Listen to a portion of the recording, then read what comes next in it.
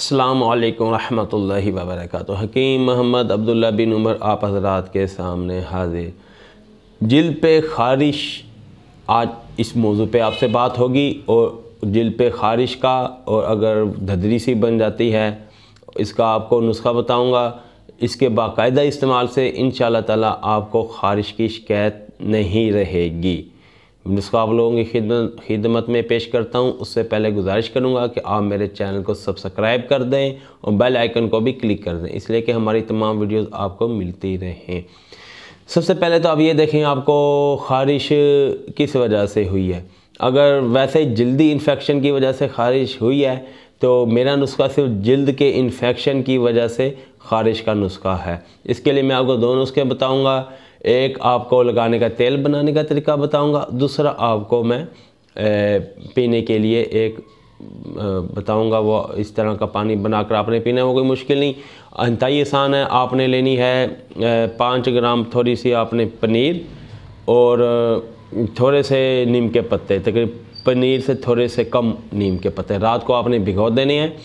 भिगो दें, सुबह आप उनका पानी आपको रात को अच्छी तरह धोकर आपने भिगोना है। इस बात का ख्याल रखना है, अच्छी तरह धोकर फिर भिगोना है, क्योंकि जिस पानी में आप भिगोएंगे सुबह उसी पानी में आपने इसे घोटना है। सुबह उसी पानी में घोटकर वो पानी आपने पीना है। इसके 2 गिलास बनेंगे तकरीबन, तो एक आप पी लें, एक कोई और पी ले, या जिस तरह मुनासिब समझें। बहरहाल तो इसकी 2 गिलास का मैंने आपको ये नुस्खा बताया है। इसे आप पिए, इंशाअल्लाह ताला इसके जो अंदर का ब्लड का जो इन्फेक्शन सा होगा जिसकी वजह से जिल्द पे ख़ारिश या दाने हो रहे हैं वो ख़त्म होगा।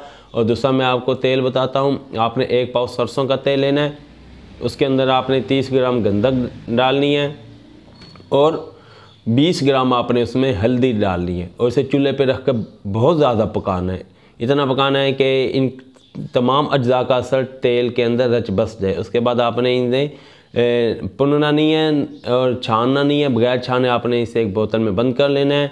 और जब आप मुतासरा जहाँ पे धदरी बन गई है या इन्फेक्शन सा हुआ है जिल्द के ऊपर, आपने उस बोतल को अच्छी तरह हिलाकर उसमें से तेल लगाकर उस जगह आपने लेप करना है। इंशाअल्लाह ताला इस तरह आप वो पानी पिएं और ये आप तेल इस्तेमाल करें। इसके बाकायदा इस्तेमाल से इंशाअल्लाह ताला आपको ख़ारिश, धदरी और जल्दी इन्फेक्शन इसकी वजह से कोई प्रॉब्लम नहीं होगा। और जो मैंने आपको पहले पानी बताया, इसके पीने से आपके फोड़े, फुंसियाँ, दाने, इवन के जो गर्मियों में दाने से निकल आते हैं, बच्चों को इन्फेक्शन हो जाता है। आम खाने के बाद, आम वाले मौसम में बच्चों को अक्सर बहुत ज़्यादा दाने निकलते हैं। हमारे पास मरीज़ आते हैं जो दानों वाले मरीज़ हैं, अक्सर ये आम वाले मौसम में बहुत ज़्यादा हमारे पास आते हैं। ये जो मैंने आपको शरबत बताया थोड़ा कड़वा ज़रूर होगा, लेकिन ये आपके लिए बहुत ज़्यादा जल्द खून साफ़ करने के लिए और दानों, हाँ, और ये चेहरे के दाने के लिए भी ये बहुत ज़्यादा मुफीद है, इसलिए आप इसे इस्तेमाल करें।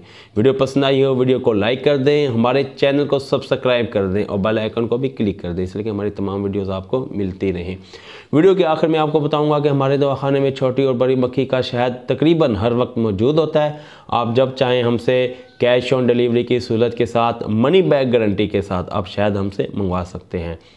शहद के लिए 0300636502 हमारे मोबाइल नंबर पर रब्ता कर सकते हैं। अगली वीडियो तक इजाज़त दें। अल्लाह हाफिज़।